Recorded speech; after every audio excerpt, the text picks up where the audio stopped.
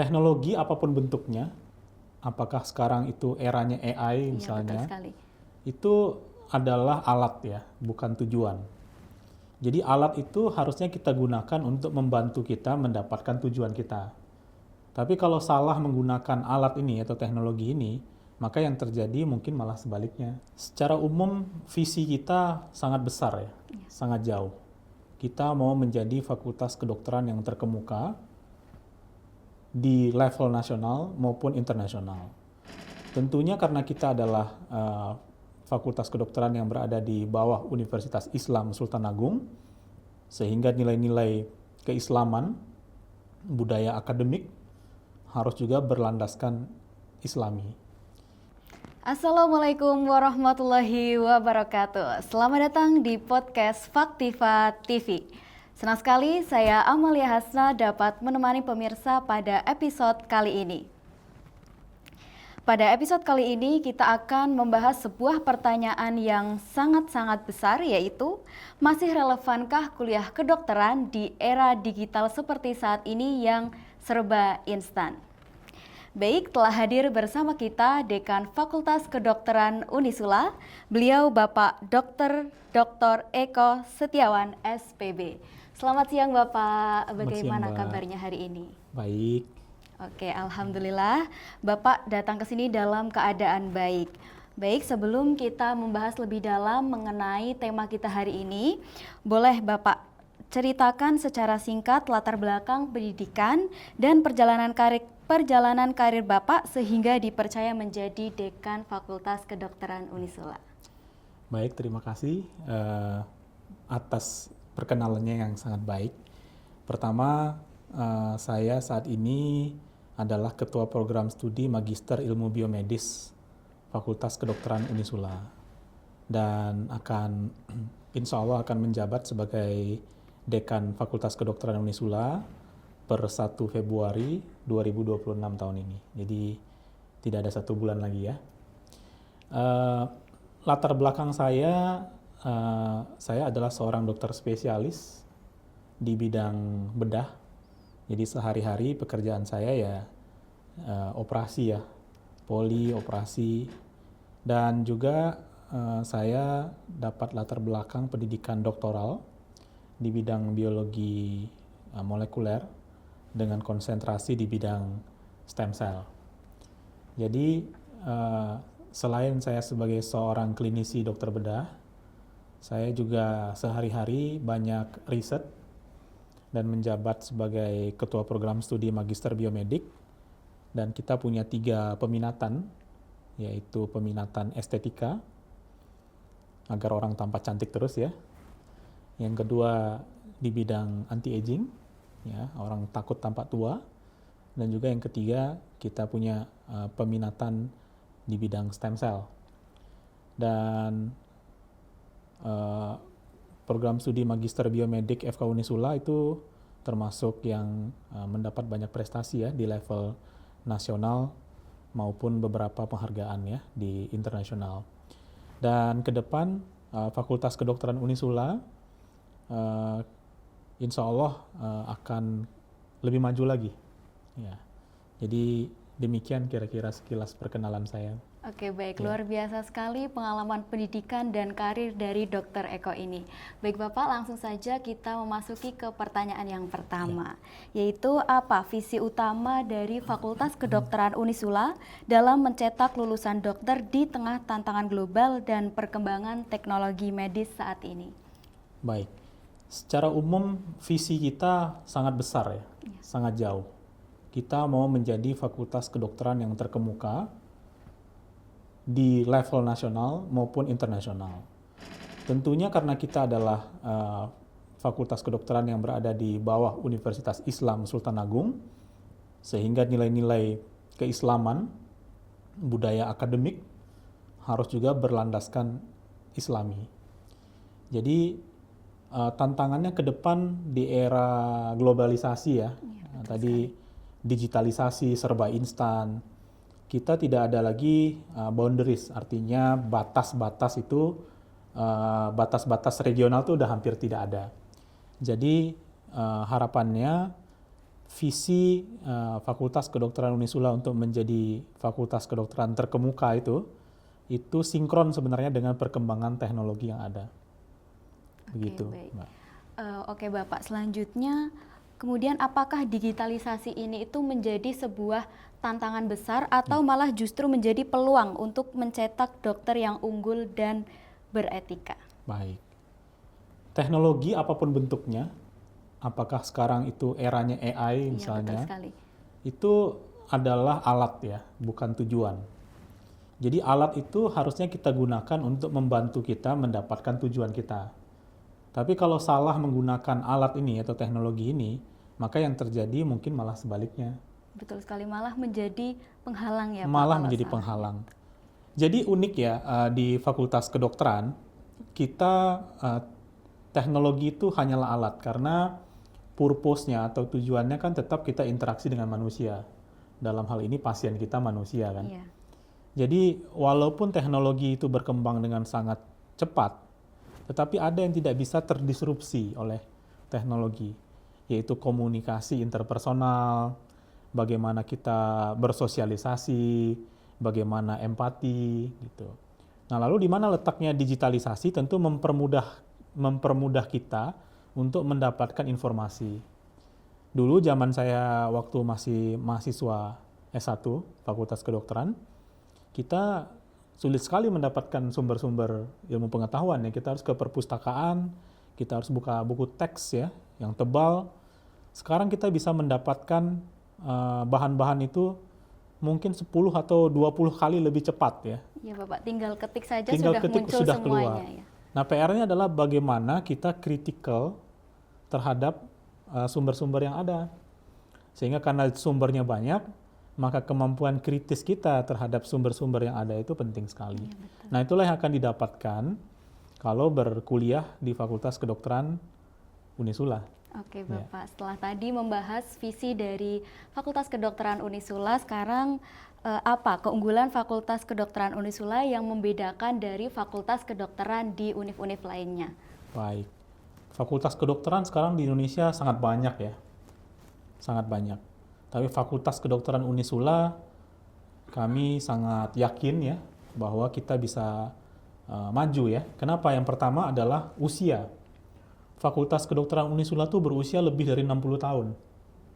Jadi jauh lebih tua daripada saya ya. Saya belum lahir, Fakultas Kedokteran Unisula sudah lahir.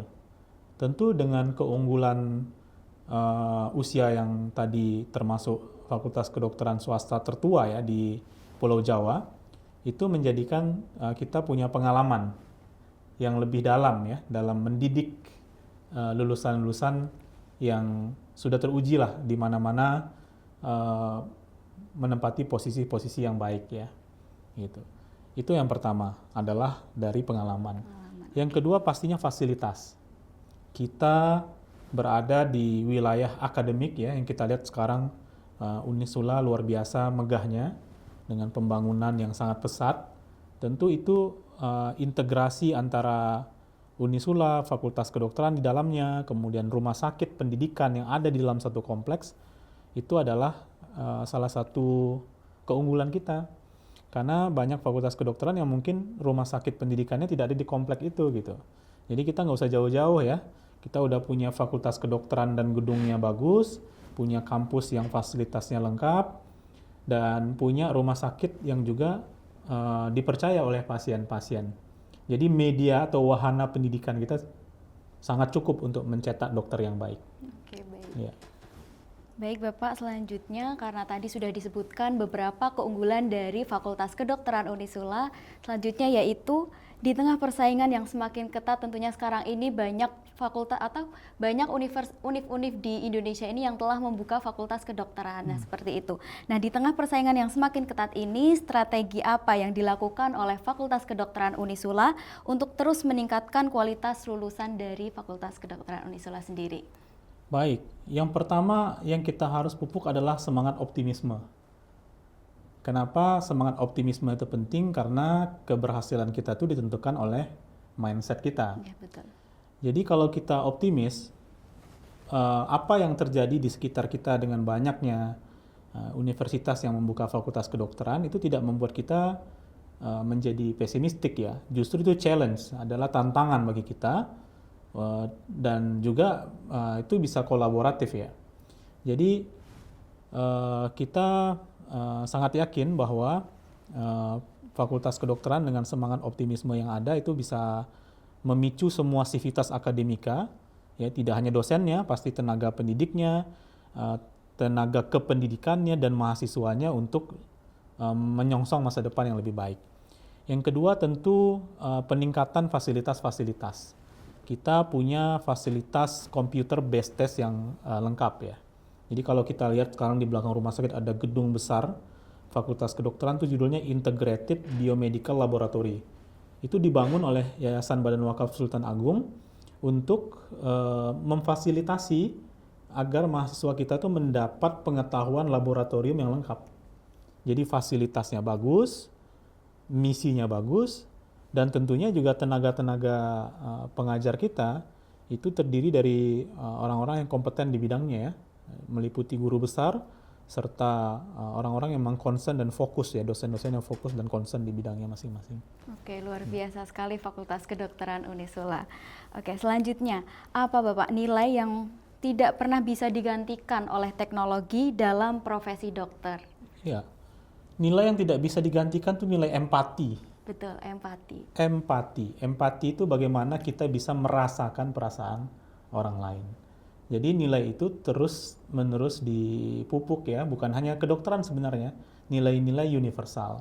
Tetapi di kedokteran memang target kita kan mengobati bukan alat atau benda mati ya, tetapi kita berinteraksi dengan orang yang dia adalah bagian dari keluarga, yang dia adalah seseorang yang mungkin sangat berharga bagi orang lain, punya perasaan, punya masalahnya sendiri. Nah, itu yang tidak bisa digantikan oleh teknologi. Oke. Interaksi sosial. Betul sekali. Yeah. Empati. Empati itu merupakan sesuatu yang tidak akan pernah digantikan oleh teknologi dan hanya manusialah yang memiliki empati itu. Baik Bapak, selanjutnya karakter utama apa yang harus dimiliki oleh seorang dokter di masa depan di tengah kemajuan teknologi medis ini?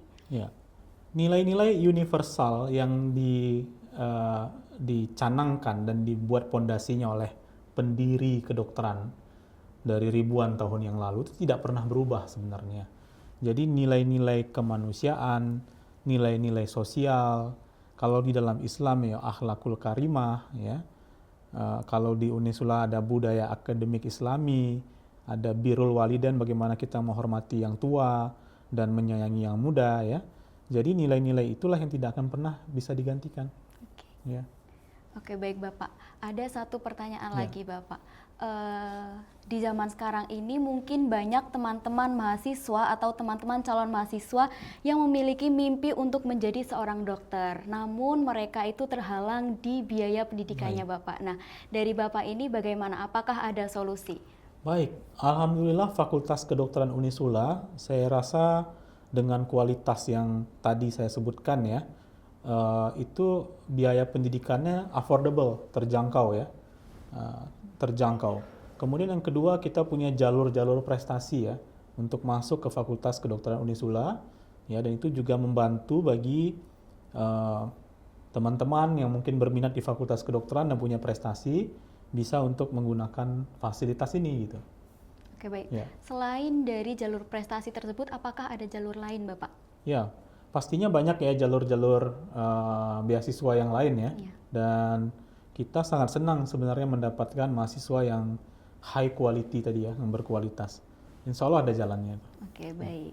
Baik, tanpa terasa sesi episode podcast kali ini telah selesai. Sebelum kita mengakhiri perbincangan kita hari ini, apa pesan Bapak untuk calon mahasiswa yang masih ragu memilih kuliah kedokteran karena dianggap terlalu lama dan berat?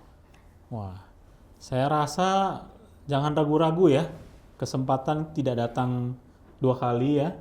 Dan yang kedua, jangan sia-siakan waktu, karena kalau ditunda-tunda, ragu-ragu udah membuang beberapa tahun ya. Jadi apa yang tadi saya sampaikan bahwa Fakultas Kedokteran Unisula itu sangat welcome ya terhadap mahasiswa-mahasiswa baru, punya keunggulan, dan kita sudah membuka secara terbuka penerimaan mahasiswa baru. Ayo, kalau ada yang kurang jelas bisa datang dan bertanya. tentang apa saja tentang penerimaan mahasiswa baru. Oke, baik. Dari perbincangan podcast kali ini kita telah mendapatkan banyak sekali keunggulan-keunggulan dari Fakultas Kedokteran Unisula yang tentunya dapat bersaing dengan fakultas-fakultas kedokteran di univ lainnya. Terima kasih kepada Bapak Dekan Fakultas Kedokteran atas insight dan perspektif berharga dan membuka wawasan bagi kita semua. Baik, saya Amalia Hasna, senang sekali dapat menemani teman-teman dalam episode podcast kali ini. Sampai jumpa di podcast Faktiva TV selanjutnya.